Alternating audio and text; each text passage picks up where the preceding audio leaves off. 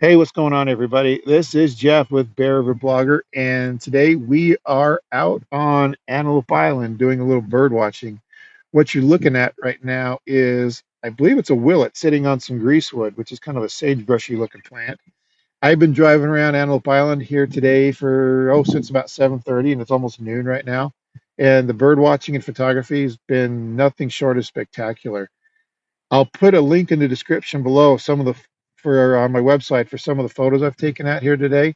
I've seen a lot of birds and I've been able to photograph a few of them. So I'll put some of those images up on my website, but it's just been spectacular. I've seen all kinds of birds all over the island. I've driven around the north end quite a bit looking for the burrowing owls and some of the other Maine birds. I love photographing meadowlarks and some of those birds. And then I went down to the south end. I wanted to see if the great horned owls were there, and I saw the family of great horned owls, and there's a lot of songbirds, warblers and stuff in the trees, and that big grove of trees by Gar Ranch on the very south end. I don't photograph down there very much because it's a lot of shade and it's hard to photograph and get good images in those trees with that shade.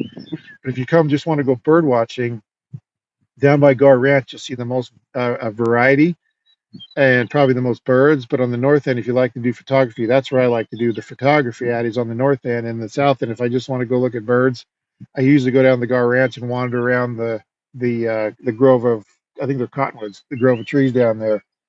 And there's a lot of birds down there, especially right now. But if you come out, the best time to come is early in the morning, middle of the week, preferably like Tuesday, Wednesday, Thursday morning, just after the sun came up. I've been here since about 7:30, and it's not just because of the great light for photography and the birds are more active. It's also because for the first hour and a half, I had the island almost to myself. I wish I would have been here at about 7 o'clock.